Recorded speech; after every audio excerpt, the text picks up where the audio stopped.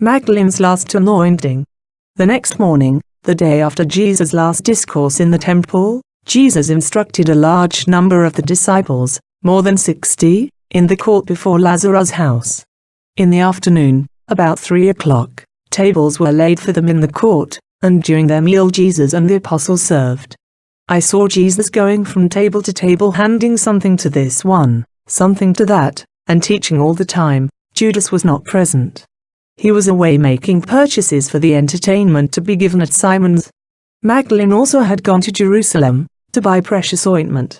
The Blessed Virgin, to whom Jesus had that morning announced his approaching death, was inexpressibly sad. Her niece, Mary Clippers, was always around her, consoling her. Full of grief, they went together to the disciples' inn. Meantime, Jesus conversed with the disciples upon his approaching death and the events that would follow it. One, he said, that had been on intimate terms with him, one that owed him a great debt of gratitude, was about to sell him to the Pharisees. He would not even set a price upon him, but would merely ask, "What would ye give me for him?" If the Pharisees were buying a slave, it would be at a fixed price, but he would be sold for whatever they chose to give. The traitor would sell him for less than the cost of a slave. The disciples wept bitterly, and became so afflicted that they had to cease eating. But Jesus pressed them graciously. I have often noticed that the disciples were much more affectionate toward Jesus than were the apostles. I think as they were not so much with him, they were on that account more humble. This morning Jesus spoke of many things with his apostles. As they did not understand everything, he commanded them to write down what they could not comprehend, saying that when he would send his Spirit to them, they would recall those points and be able to seize their meaning. I saw John and some of the others taking notes. Jesus dwelt long upon their flight, when he himself would be delivered up to the Pharisees. They could not think that such a thing would ever happen to them, and yet they really did take to flight. He predicted many things that were to follow that event, and told them how they should conduct themselves. At last he spoke of his Holy Mother. He said that through compassion, she would suffer with him all the cruel torture of his death, that with him she would die his bitter death, and still would have to survive him 15 years. Jesus indicated to the disciples whither they should betake themselves, some to Arimathea, some to Sychar, and others to Judah. The 3 that had accompanied him on his last journey were not to return home.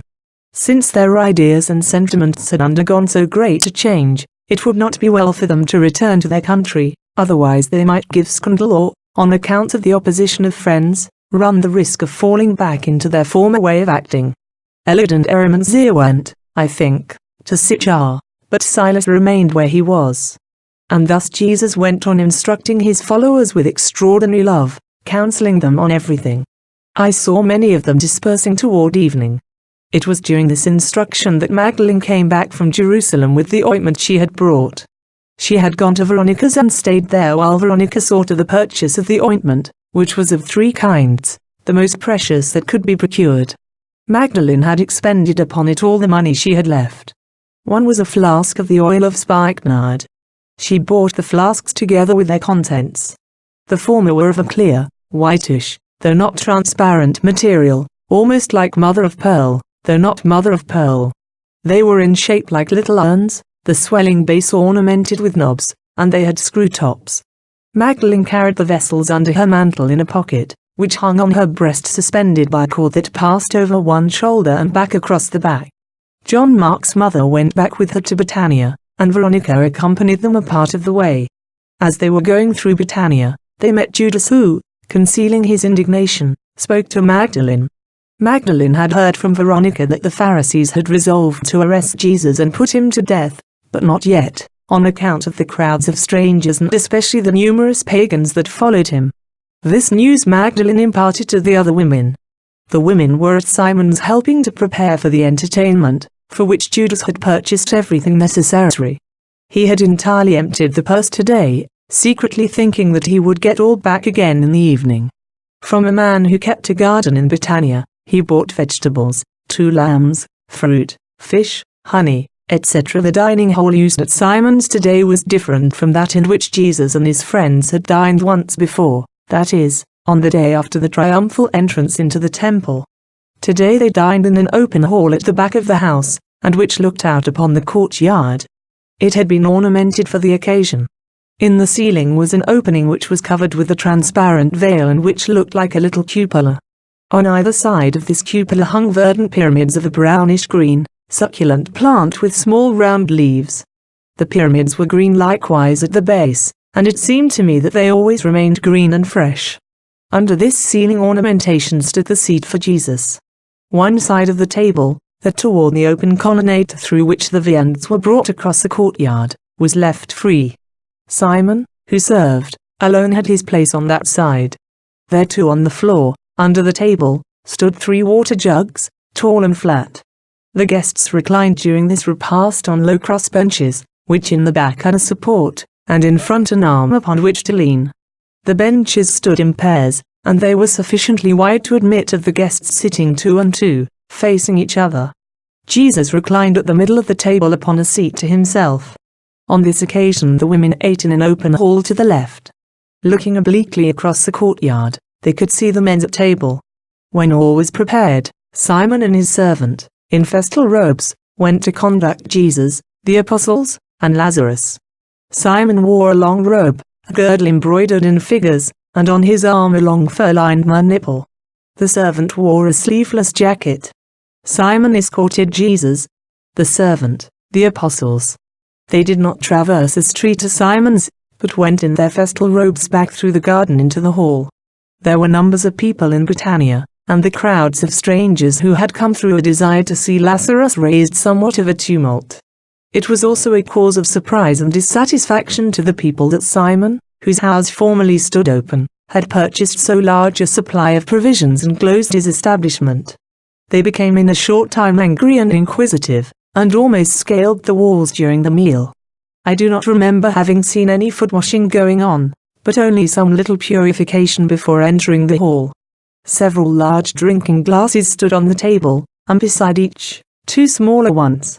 There were 3 kinds of beverages, one greenish, another red, and the third yellow. I think it was some kind of pear juice. The lamb was served first. It lay stretched out on an oval dish, the head resting on the forefeet. The dish was placed with the head toward Jesus. Jesus took a white knife, like bone or stone, inserted it into the back of the lamb, and cut, first to one side of the neck and then to the other. After that he drew the knife down, making a cut from the head along the whole back. The lines of this cut at once reminded me of the cross.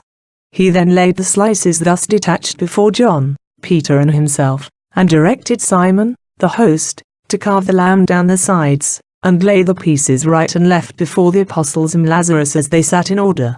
The holy women were seated around their own table. Magdalen, who was in tears all the time, sat opposite the Blessed Virgin. There were 7 or 9 present. They too had a little lamb. It was smaller than that of the other table and lay stretched out flat in the dish, the head toward the Mother of God.